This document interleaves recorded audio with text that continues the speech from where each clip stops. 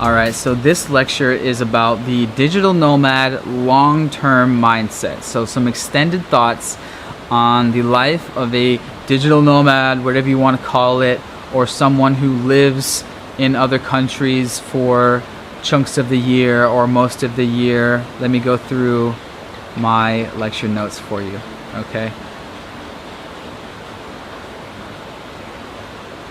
There is no limit to the amount one can travel or the number of times you can visit a country. There is no law against working remotely. We are still very early adopters in this game. To quote Jabril, once you have experienced this international lifestyle, it's hard to imagine that you'd want to go back to a one city life. People ask if I will ever go back. The short answer is no. We are still very early adopters in this type of career. So it's not normal for many people yet to live in multiple cities throughout the year, but it will become more normal to more people in the coming years and in the coming generations as the decades go by. Me personally, I am prepared for a life of visiting and living in different cities for the long term. Let me hold my laptop up like this. There you go. Because as I said before, it's possible, and why not? Travel is amazing. It's simply an amazing opportunity that we have been blessed with. So I'm in this for the long term, guys. Now, of course, one day may come where I want to be based in my hometown of Seattle or Bellevue for most of the year or a chunk of the year. But to return back to a single city life seems unlikely. I've already been bitten by the travel bug, and it seems unlikely that I will be going back to a normal life, whatever that means.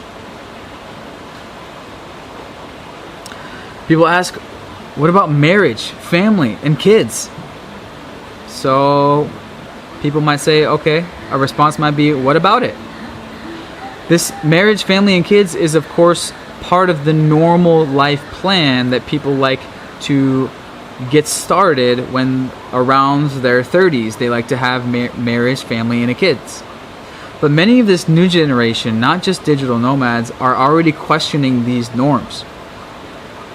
We are living in an overall thought revolution with the internet. Everything is being questioned. When and if to get married and settle down with kids is just one of these norms being questioned. If I do know one thing, I won't be getting married before Tim Ferriss does, of course, if ever. I simply don't see how signing a contract to be exclusive to one partner can make sense. A legal contract, that is.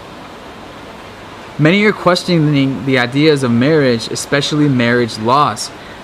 Now, this is separate, of course, from finding love or finding your soulmate or life partner.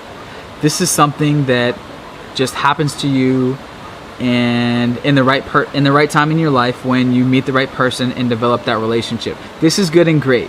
Having a partner is good and great. Not knocking that, of course. Having a life partner, being with someone is obviously great. We all want that. We all want great relationships. But you know us digital nomads, we don't like contracts. I don't even like to do a 3-month contract on my lease. So one way to look at it is marriage is a lifelong contract, and if you break that, there's financial consequences. You lose, in America, you lose 50% of your ownership of everything that you own, including your businesses, investments, house, car. And there's plenty of stories out there.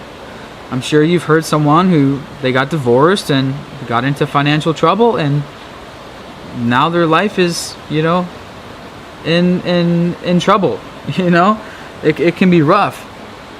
So a lot of people, to summarize, in this new generation are just doing, you know, marriage without the contract or whatever. But overall philosophy of this lecture is talking about digital nomad long term, and it's still, we're still new digital nomads. It's still a new thing to have this type of life. But I'm saying it's going to be the new normal for more people. You know, it's still crazy for someone to be a digital nomad. It's still not that common. It's not very common. It's still new. It's still a new type of career situation.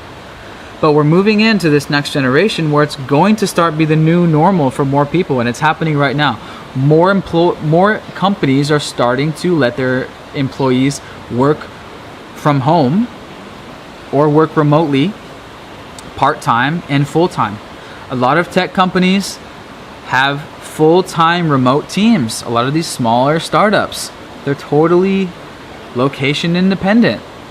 I'm sure you know some examples of companies that are multi-million dollar companies, totally remote teams. And so having a remote career is just like, I consider this, we consider this, us digital nomads, we consider this the new normal.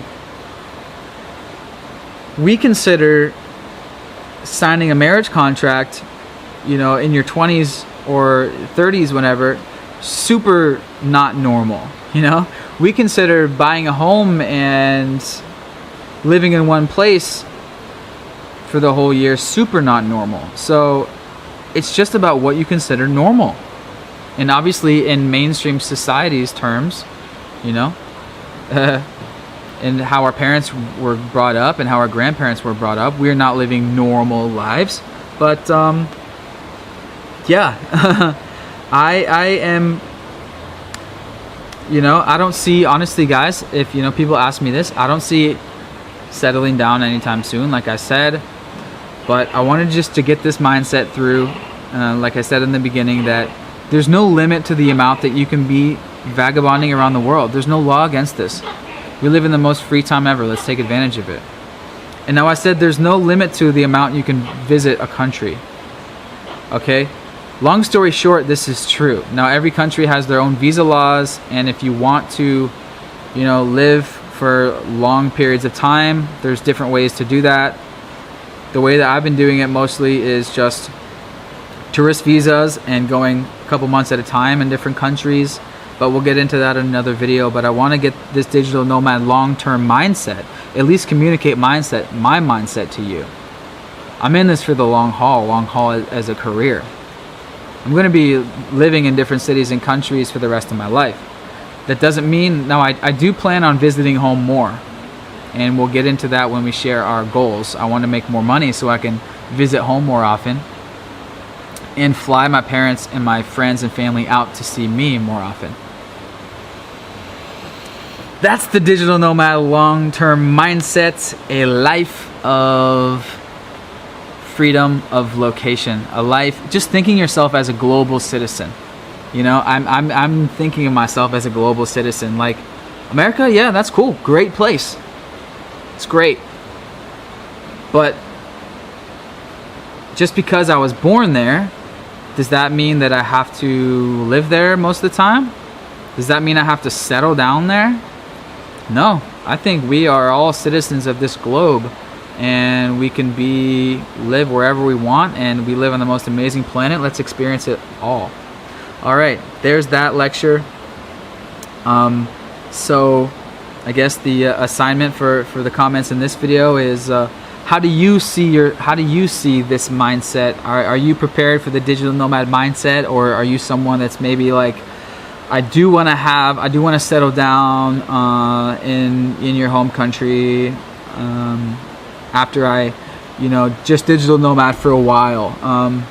Yeah, where are you at with this? But okay, there you go. I will see you on the next one as it sunsets here in the tropics. Beautiful sunset. I will sign out on that. Class dismissed.